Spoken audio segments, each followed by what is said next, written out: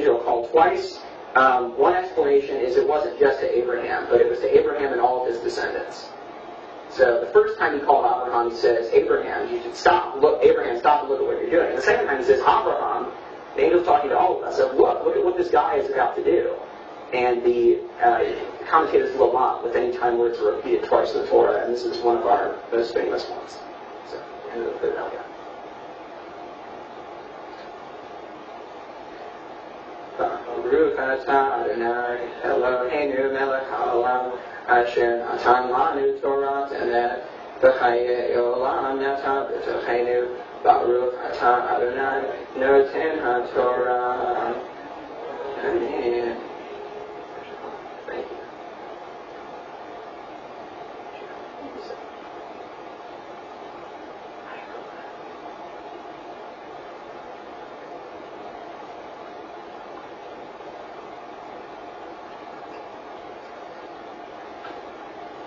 Oh, you guys can go back and sit down.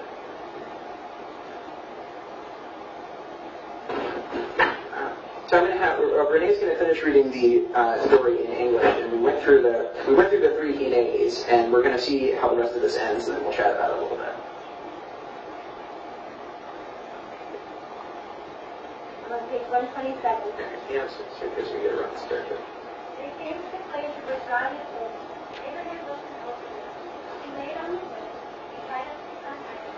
He laid him on the altar on top of it. He reached for the knife to slay his son.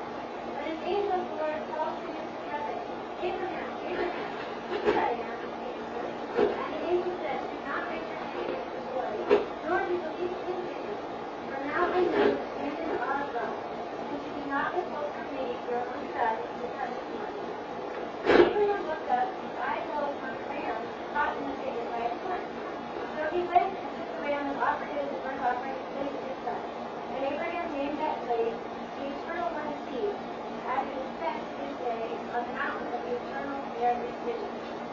The angel of the Eternal One called Abraham out of heaven a second time, and said, I myself do I swear, says the Eternal One, that because you have done this, and did not withhold your son, your precious one, from me, I will bless you greatly, and make your descendants as numerous as the stars of heaven, and the sands of the seashore. And your descendants shall come to possess the gates of your enemies. All the nations of the earth shall be blessed in your descendants, because you obeyed my command. Abraham then returned to his servants, and they left together for Beersheba, and Abraham stayed in Beersheba.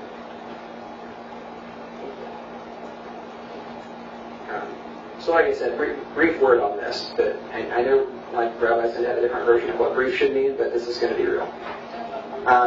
So this is a rough story that we just read, and it's very important, like I mentioned earlier, in Jewish, Christian, and Muslim traditions. There are particular Christian readings of the story, there are particular Muslim readings of the story, and there are many specific Jewish readings of the story. Honestly, this story on Rosh Hashana is what keeps rabbis employed. Every generation has got to figure out a new way to deal with this story. And here's one reading. I didn't say my reading, or this is a reading, because we come to this story anew every year, all of us, and I would go, the story is so complex, this is how I feel at 11 a.m. on Rosh Hashana 5775. This could change, and it should change for all of us. So, I'm a social historical context kind of person, and I want to use the example of the field that I study in college, away from the era of the Bible here, of late antiquity, and what Romans in the 3rd century BCE through the 5th century CE, what did people in late antiquity say about the Jews? And when we look back on the Second Temple period, the temple, what's the weirdest thing that we did in the temple that you can think of? It's the sacrifice things, right? We look back, and that's weird to us. But when others looked at the Jews in context, sacrificing was the least weird thing that we did. Everyone sacrificed. You know what was weird? The Romans wrote about, these Jews are ridiculously lazy. They take off 1 day a week. Can you believe that? That's unbelievable that they take off 1 day a week. What? Lazy bums. That was our stereotype for the Romans. And they said, also, they go to this temple, it's beautiful. The Romans liked aesthetics, so they're like, the temple's beautiful. Their God's invisible. This is what silly Jews. Right. they're weird, and they might even be seditious, because they don't even think the emperor is a god. Who does that? No one does that. So, I'm using that as context. Now let's put that back into the Torah time period. So, the question should be, what's weird about the Akedah in context? It should always be your first question. What's weird about the story to the people who are writing it and who are hearing it? Not only to us, but all time. So we have evidence of child sacrifice in the region during this time period, but I think what we did is we created a story explaining why it was wrong. This story basically says there is a new paradigm by your life, Abraham. The rules of what religion is or what gods are and what they ask you to do have changed. We learn here that God does not want death but life. And I think that's why we wrote the story. So back to the context, the child sacrifice is not the weird part of the Abraham story.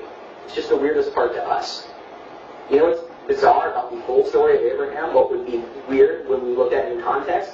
The idea of God cutting a deal with a human being. That's weird. The language we use to talk about the Greek, our covenant with God, is legal language from the time period. We have documents that it's just between two people. We're the first people that said, why don't we cut a deal with God? That's weird. Second weird thing we did, the story of Sodom and Gomorrah. The idea is the first time God consults human beings on ethical and moral matters. That's weird. Child sacrifice isn't weird. Us having this relationship with God is weird. But we've changed. We've seen this new paradigm grow and evolve into Judaism as we know it today. I mentioned frequently how the sacrificial wood is brought up in this story. And I think that was the use of a tree marked for death. And we read about this story in a tree marked for life that we call the Torah the Eitz Chaim, the tree of life. And this shows what a paradigm-shifting moment Abraham's life is, and this changing from a God who desires, who we thought wanted some kind of death, to a God that desired life. And we read about it in our source of life. And that's how I feel about it right now. Give me another 2 minutes and I might change my mind. But at this time, I would like to invite up our husband, Gomila, John, and Yeshua.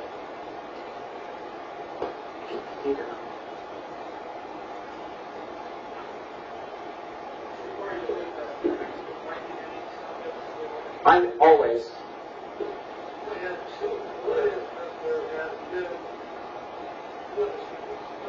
Okay. Yeah.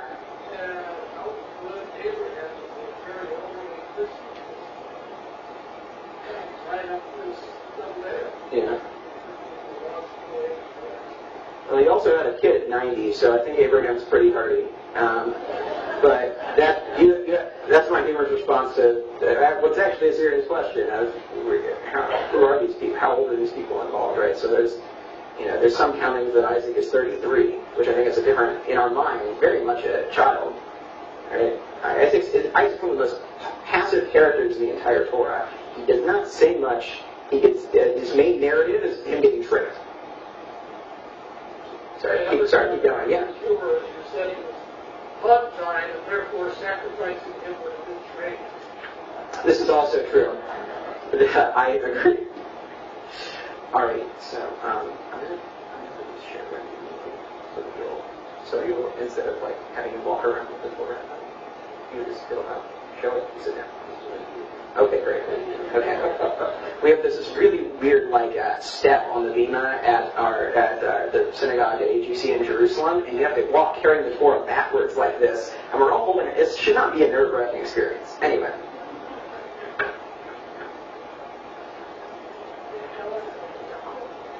What?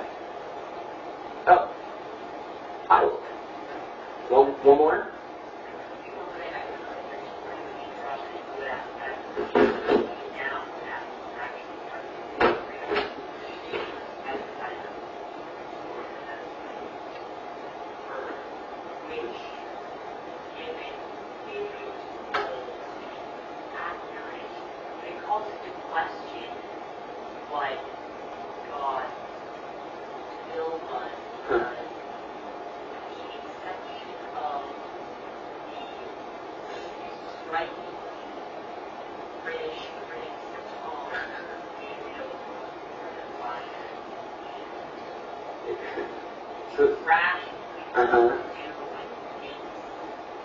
So, Like, like, so they're able to hold the name children. So it's also has to be Gabriel is that Gabriel's daughter. Abraham, that God is teaching or Gabriel is reading Abby so for some context, this is my third visit in a row that Noah's asked me about deep things in Jewish angelology, which he's so persistent on this topic that we're going to do a Sunday chat about it, because I've taken class and we've looked at this. I will get there. And it's like it's the only part that we invent mythology for. No, I hear you. We'll get there. But like I said, I got to do a lot of background research because I think you are as well. So that's why I got to know. But thank you. Is there prayer repetition? Or is it something? Okay. So please rise.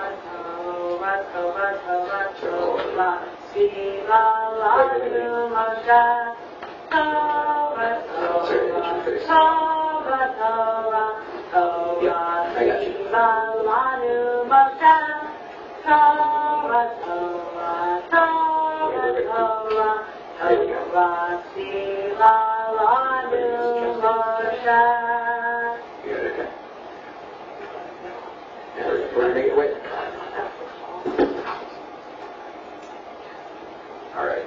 You get that? See it there. Okay. Then you get this one. Okay. Please be seated.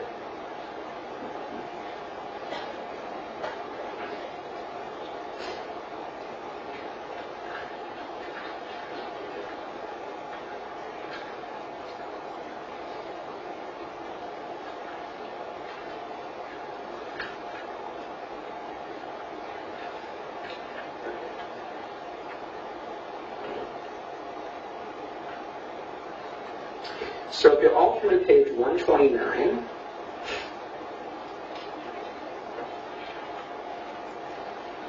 so again, more brief thoughts on our Haftarah here. So we're about to read the story of Hannah, and one of my favorites, again, like I told a lot of people, I'm much more like a rabbinicist, a Talmud person, right?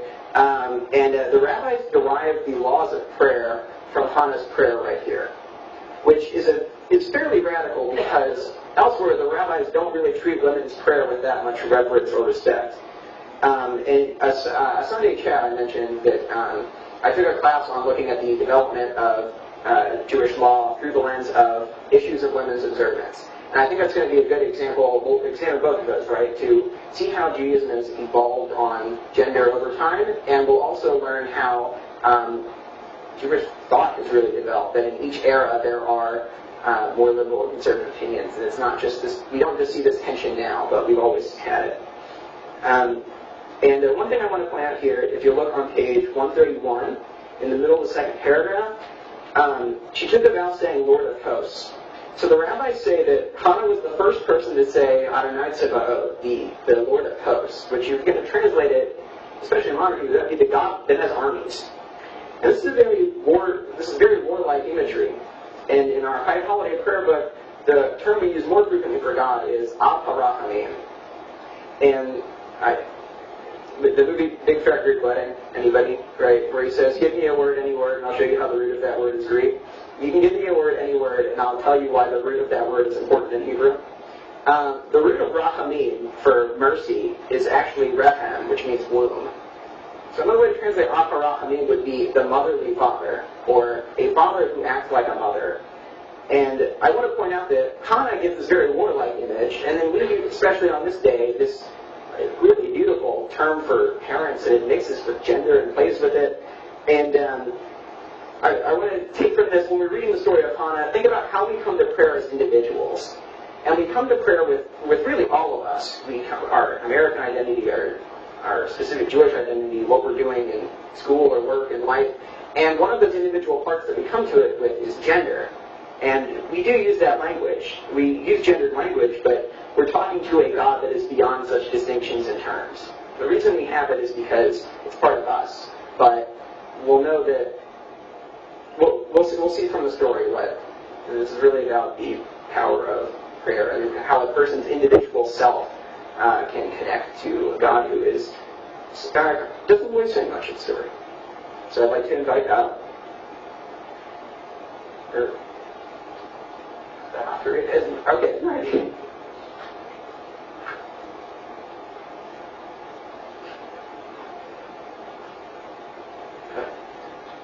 Go ahead. Yep. Praise be the eternal God, the Lord of the universe, who has chosen faithful prophets to speak to us. Praise be to the revelation of those who serve him, for the prophets of the truth. It was an event of the Rama, was invited to the whole country of Orion, whose name was Hashana, son of Rosh, son of Eli, son of Rosh, son of Zeke. And he had two wives, one named Hannah, and the other named Penina. Penina had children, but Hannah had not. This man used to go up from this mountain annually to worship and offer sacrifices to the God of heaven's hosts. There, Eli's two sons, Hophni and Phinehas, were priests of the eternal. When Elkanah offered a sacrifice, he would give portions to Penina his wife, and to each of her sons, and daughters. But to Hannah he would give a special portion, so as Hannah was of the eternal one who shall redeem. Her rival would torment her constantly, was the eternal one who shall live. This went on year by year. When they went up to the house of the eternal one, her rival would so torment her, she would weep at night. Elkanah would say to her, Hannah, why do you weep? Why don't you weep? Why are you so unhappy? Am I not dearer to you than his sons? Once Hannah rose up after eating and drinking. In Shiloh, Eli was sitting in the temple of the eternal. In bitter grief, she prayed to the eternal and weeping bitterly. She took a vow, saying, Eternal God, notice of your servant's affliction, and you keep me in mind. Do not forget your maidservant. Give your maidservant a son. I will dedicate it to you for life. No razor shall touch his son. As she continues praying toward the eternal, Eli was curving her lips. Hannah was talking to herself. Though her lips were moving, she made no sound, so that Eli took her for a doctor. Eli said to her, How long do you propose to carry on drunk like this? Get rid of your woman. Not so, my Lord. I'm a woman distressed in spirit. I have been neither lying nor here, but have been pouring out myself before you eternal. Do not take your servant and go away with me. All this time I have been sleeping out of my nothing starving heart. Go in peace, may the God of Israel grant your request. May your maidservant find favor in your sight, she said. So the woman went on. She ate and was Early in the morning they arose, prostrated themselves before the eternal, and returned to their home in the house. Elkanah knew his wife, and the eternal one remembered her. At the turn of the year, Penina conceived and gave birth to a son, whom she named Samuel, saying, I asked her for the eternal one. When she had weaned him, she brought him up to the house of the eternal one in Shiloh, though he was still a child, together with the 3-year-old boy. Not one of the young and sin. They slaughtered the bull and brought the lamb to Eli. And she said, O my Lord, may the Lord who stood here right here reign to the eternal one. For this lad that I pray, the eternal one has granted my request, and therefore dedicated to the temple. So on his lips he is dedicated to the eternal one, and worship the eternal one. Praise be the eternal God, Lord of the universe, rock of all creation, righteous in all generations, faithful God whose word is true. Every command is just and true. The Torah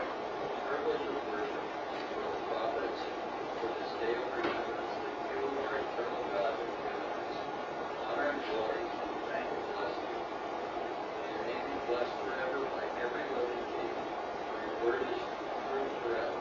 Blessed is God, O Lord, all the earth, both holiness and the house of Israel.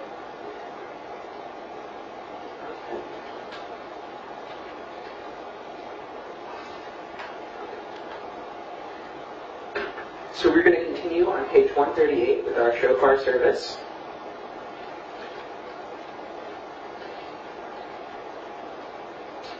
So in the middle, I read this quote last night. This is the only thing we have in the Torah that, well, not the only. It's one of the few passages we have that tell us actually how to do Rosh Hashana. "V'chodesh hashvi'i be'achad l'chodesh nikra kodesh yeh lachem kol malechet avodah lo ta'asu yom truah yeh lachem." In the 7th month, on the first day of the month, there shall be a sacred assembly, a cessation from work, a day of commemoration proclaimed by the sound of the shofar. I'm going to call it up. I needed this for the next one.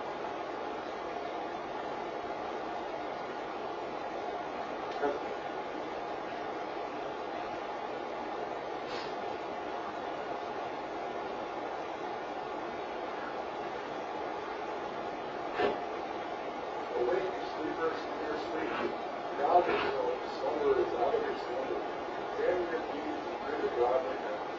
Remember your Creator, you who are caught up in the daily run on the either side of eternity. You who are wasting your years in every pursuit of you. God is merciful. Closing yourself, move your ways in your deeds. Abandoning your evil ways and humbling the scheme of every one of them. Kind of a heavy start here, but we talked a little bit last night about the shofar service and how the structure really creates something I should think. I taught at religious school with the guy, I don't know how many of them remember it, but we have 3 sections of the shofar service. We have Malchut, sovereignty, or kingness, Zichronot, remembrance, and Shofarot, which is good about the shofar. And each of these sections, to create the service, the rabbis went through the Torah and the Tanakh, and they found verses that had the words Melech, King, Zoher, remember, or Shofar, and they created the service around it, so we have some structure to it. And the way I described it to the kids was, which I'm thinking about it's a really good way to do it, is Malchut is, not talking too much for myself, but I think it's, I'm very rarely proud of like a lesson, well, oh yeah. Okay, anyway, I'll explain why this is funny to us. Okay. Malchut is us remembering God, thinking about God as King. Zichronot, and this is Leah's favorite teacher from religious school, I think, Zichronot is God remembering us and having to remember and think about what God had told us about. And Shofarot is wake up and listen. And so we're going to go through each of these sections, and I want to start with the Elena that we say every service at the very close. This is the original placement of it in Malchut. And like I mentioned yesterday, it's very difficult to figure out how to end a prayer. And eventually it came into our prayer books, specifically after the Crusades, that Elena that did pick out of, look at all the sections we're going to read today, and think about why you would pick this one to close every prayer with, really. So please rise to the Elena on page 139.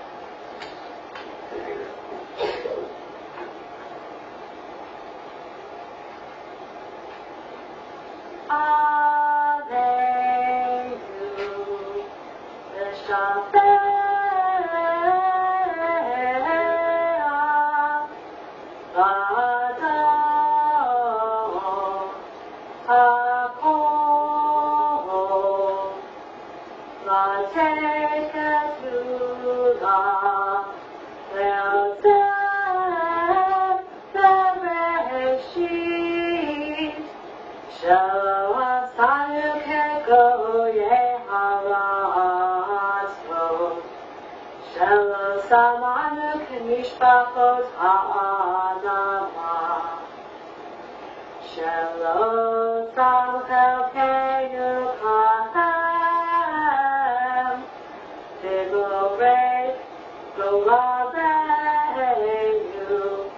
איפה עמודה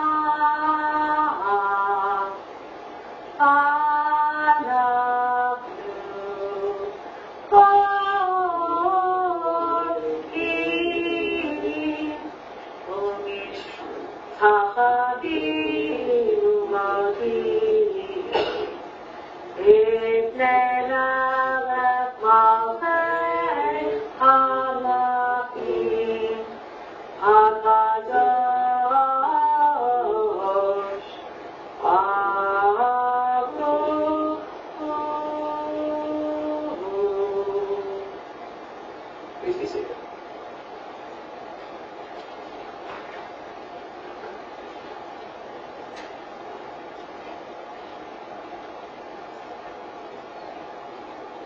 here on page 141.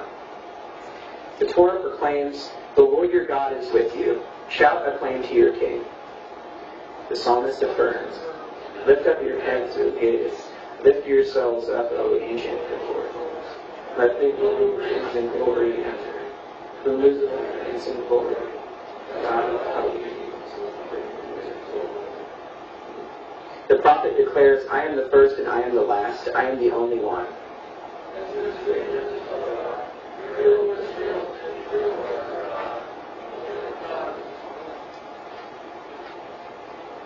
There's a really beautiful midrash about that line of "Lift up your heads, O gates," and it's Solomon has finished just building the temple, and he parades the ark all around, and it's a giant party for it's the grand opening of the temple, really.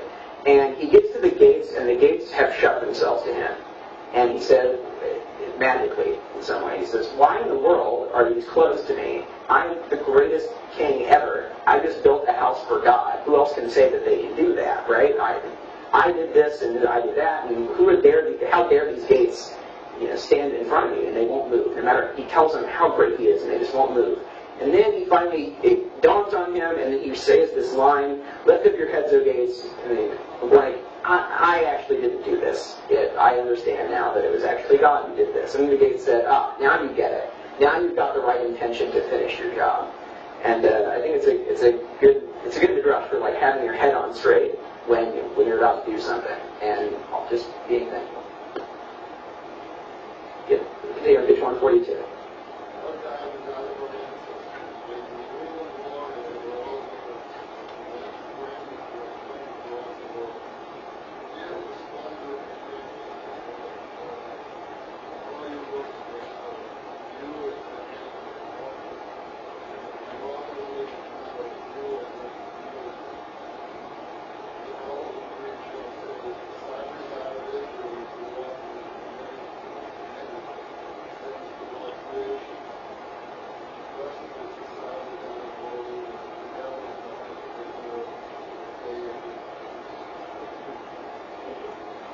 So I'd like to invite up Alana, our shofar blower this morning, and again, we're going to make sure to put a thank you afterwards. So here, come up here and we'll say that. Please rise, and we'll say the blessings together. The second one, Shechianu, the first one ends Lishma Kol Shofar. Baruch atah Adonai Eloheinu melech haolam, asher hichanu mitzvotav tzivanu lishmoa kol shofar. Baruch atah Adonai Eloheinu melech haolam, she'echianu v'kiyanu l'zman hazeh. Tekiah, Shvarim Trua.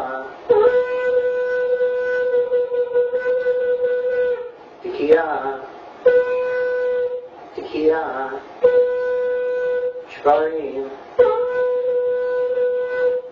Tekiah, Trua.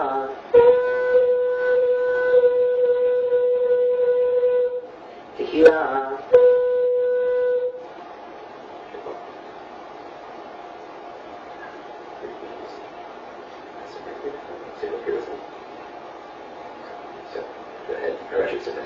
Page 143. Arashtu Vateira Radhaspana Elvan Elvamanisa Ehilu Mazimabilu Makshi Lekol Tekiatenu Utada Rachmani Muvatsam There Sana Asyo Asuyate